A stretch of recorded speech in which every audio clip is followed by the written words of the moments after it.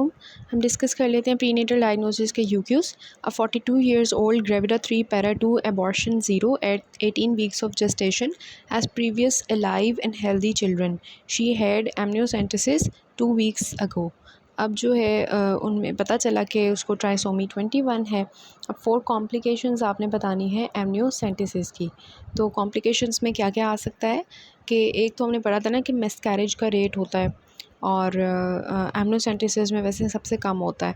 इसके अलावा हम एमनियोसेंटेसिस परफॉर्म करते हुए क्या कर सकते हैं, इंट्रोडक्शन ऑफ इन्फेक्शंस कर सकते हैं, हार्म टू द फीटस कर सकते हैं, मतलब उसको ट्रॉमा हो सकता है। तो इस तरह की जो है वो होंगी कि हार्म टू द फीटस हो गया और फिर इंट्रोडक्शन ऑफ इन्फेक्शन है, मिसकैरेज है, या अगर हमने किसी और स्ट्रक्चर में उसको कर दिया है तो ब्लीडिंग हो सकती है। ठीक हो गया। फिर आता है what is the alternative procedure of the amniocentesis which yields quicker self culture for karyotyping. तो अल्टरनेटिव प्रोसीजर आपको मैंने बताया था कि जो अच्छा है that is chorionic villus sampling. Then आता है after explaining the result to the patient what intervention should be discussed. तो इंटरवेंशन क्या होगी कि अभी जो हमने मतलब रिज़ल्ट परफॉर्म किया है, मतलब ये जो है पहला जो इनिशियल टेस्ट था that was just the screening test, it is not diagnostic test. फिर दूसरी बात बताएंगे कि accuracy can be refined by further markers such as measuring the nasal bone. मतलब ज़रूरी नहीं है कि आपकी जो ट्राइसोमी 21 बेबी में आ गई है ये कंफर्म है, ऐसी बात नहीं है। अभी हम जो है वो फर्दर और भी कुछ देखेंगे, मतलब हम डाउन सिंड्रोम में भी पढ़ेंगे ना, तो उसमें हम और फर्दर मार्कर्स हमारे होते हैं उसी एक्यूरेसी करने के लिए, लाइक नेज़ल बोन है, फ्रंटोमैक्सिलरी नेज़ल एंगल है और ट्राइकस्पिड रिगर्गिटेशन है। ठीक है, तो इस तरह की है, मतलब कि अभी हमने और टेस्ट परफॉर्म करने हैं। ज़रूरी नहीं है कि ये टेस्ट आपका जो है वो 100% पॉजिटिव ही हो। बच्चे में ट्राइसोमी हो भी सकती है, नहीं भी हो सकती।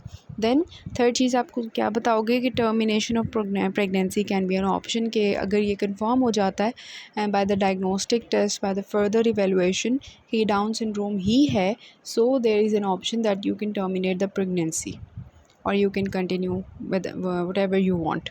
then आता है कि ये वाला क्वेश्चन हमारा अटैम्प्ट हो गया। ठीक हो गया, आप नेक्स्ट करते हैं।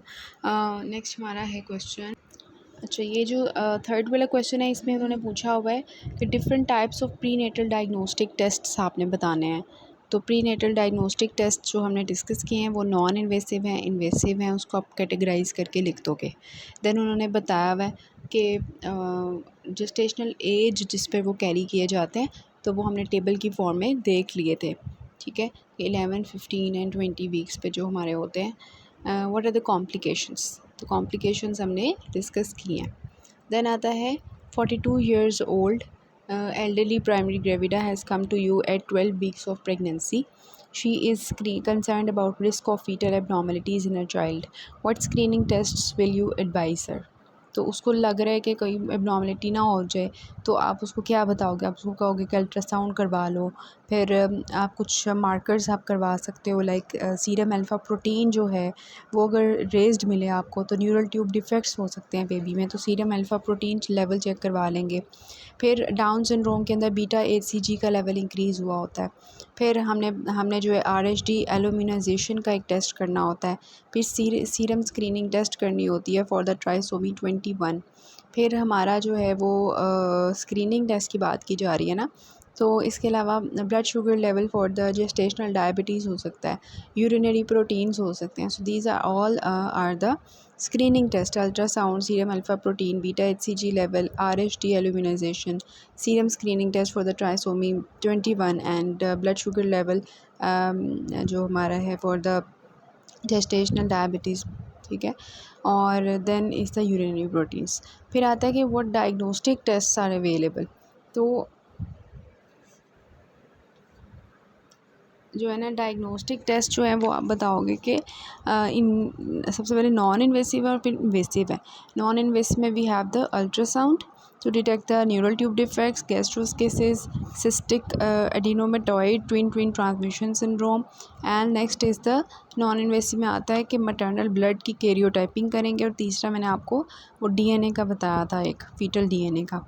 देन इन्वेसिव टेस्ट में क्या है, कोरोनिक विलस सैम्पलिंग है to detect the down syndrome, cystic fibrosis and thalassaemia, amniocentesis to detect the down syndrome, cystic fibrosis, thalassaemia and viral infections, CMV मतलब cytomegalovirus, and cordocentesis to detect the allo immune thrombocytopenia. So ये हमारा हो गया। Then patient is anti clinic present with ultrasound results at 12 weeks gestation which reports knuckle translucency. What are the definitive diagnostic investigations to be used in the antenatal period for genetic disorders, the usual timing of the test, and the type, risks associated with probability of adverse outcome of these procedures. तो वो आपने बताना है कि chorionic villus sampling करेंगे 11 weeks पे, amniocentesis जो है वो 15 वीक्स पे, और रिस्क ऑफ मिसकैरेज जो है CVS के केस में 2% है, एमनियोसेंटेसिस के केस में 1% है। ठीक है, तो अब हम डाउन सिंड्रोम करते हैं, उसके क्वेश्चंस हैं वो उसके साथ सॉल्व करते हैं।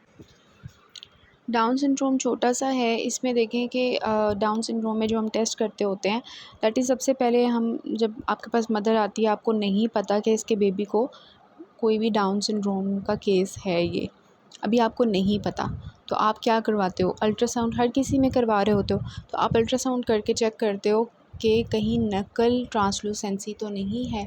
नकल ट्रांसलूसेंसी देखें, बेबी का ये जो गर्दन होती है ना, इसके नीचे एक ये थोड़ा सा फ्लूइड लेवल होता है, ठीक है, इसको हम इसकी थिकनेस लेते हैं, अगर ये थिकनेस एक लिमिट से ज़्यादा होगी तो हम सस्पेक्ट कर सकते हैं बेबी के अंदर डाउन सिंड्रोम को। तो ये देखें, नकल ट्रांसलूसेंसी जो है यहाँ पे मैंने लिख भी दिया, it is an ultrasound that measures the amount of fluid behind your babies neck in the first trimester of pregnancy.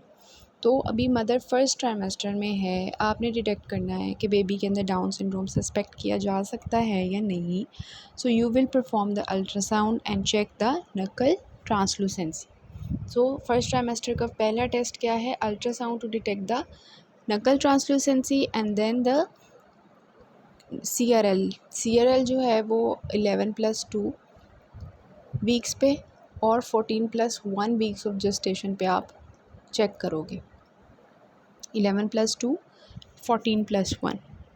Then आता है नेक्स्ट, अल्ट्रासाउंड के बाद फर्स्ट ट्राइमेस्टर में आप क्या परफॉर्म कर सकते हो, beta HCG level blood test perform करोगे 10+0 प्लस से लेके ठीक है 10+0 पे, और फिर 14+1 वीक्स पे।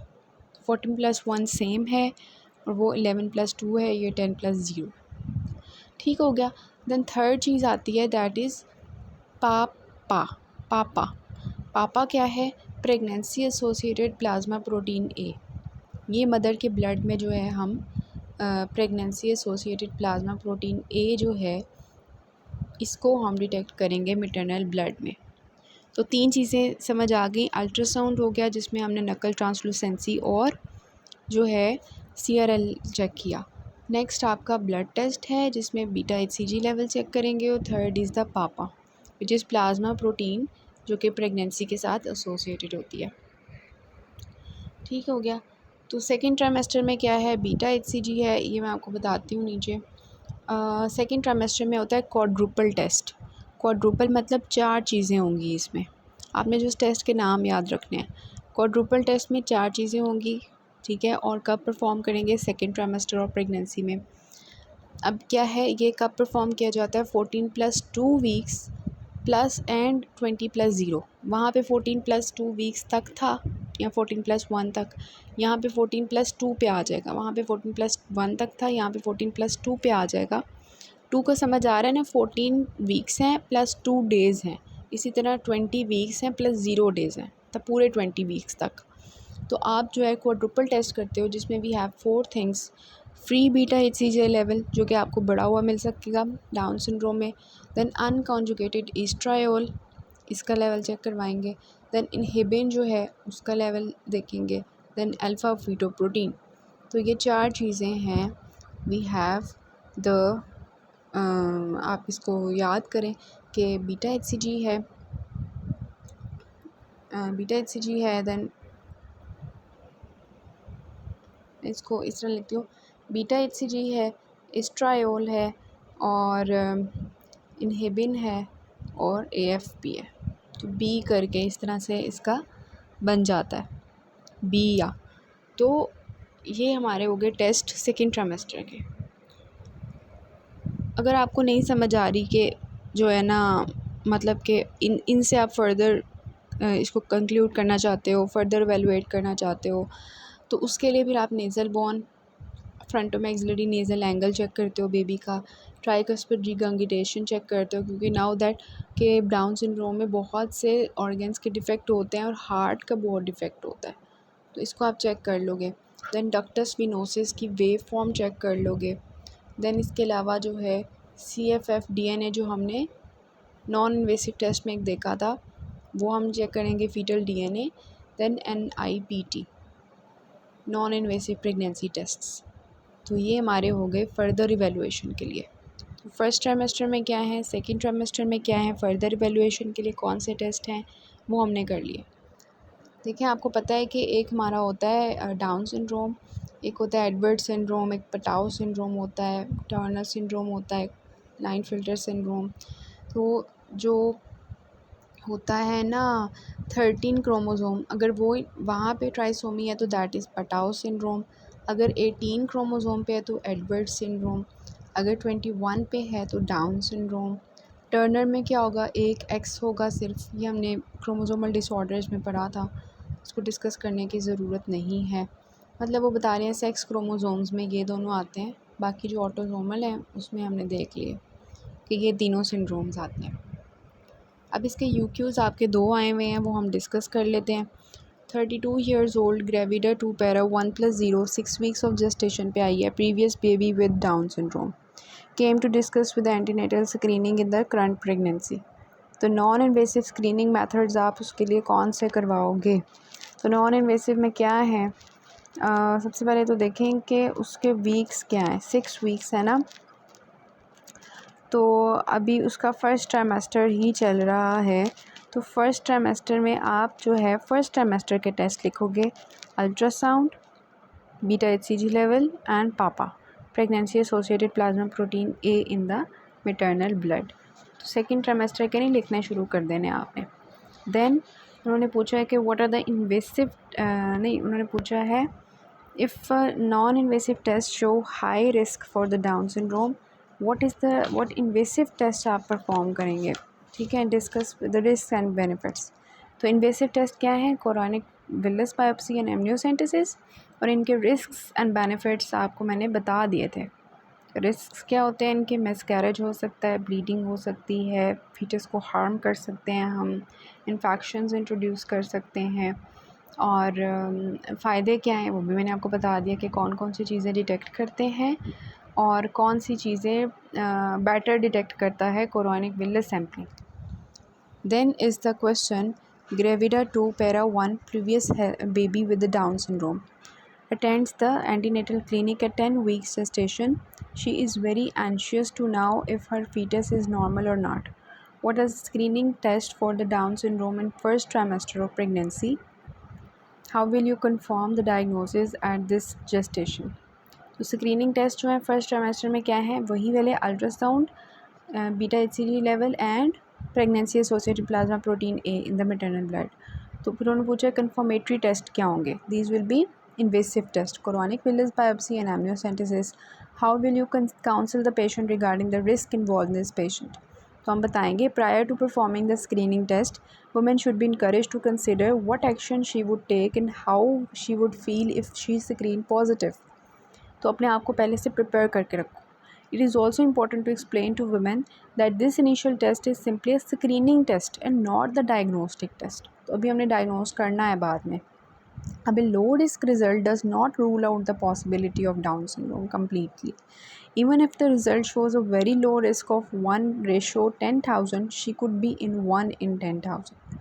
तो अभी हमने जो टेस्ट परफॉर्म किया, अगर वो नेगेटिव आ जाता है और कल को उसका बच्चा डाउन सिंड्रोम का पैदा हो जाता है, तो वो तो हमारे सर चढ़ेगी ना कि जी डॉक्टर साहब आपने जो है कहा था कि नहीं है मेरे बच्चे को और अब है, तो इसका मतलब आप गलत हैं। तो पहले से उसको बताना है कि देयर इज़ अ रिस्क कि ये मतलब आपको रिज़ल्ट पूरी तरह नहीं बताएगा, ठीक है, यू आर इन द मतलब अभी तक रिस्क पे हैं आप।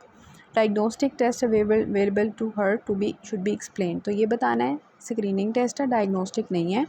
डायग्नोस्टिक जो है वो हमने करवाना है, वो हमने एक्सप्लेन करना है कि कौन से करेंगे, किस तरह से करेंगे, ठीक है। कन्फर्मेटरी टेस्ट देन आप उसको पहले से उसको काउंसिल करेंगे और सारा कुछ ठीक हो गया। So this is all about the down syndrome and prenatal diagnosis.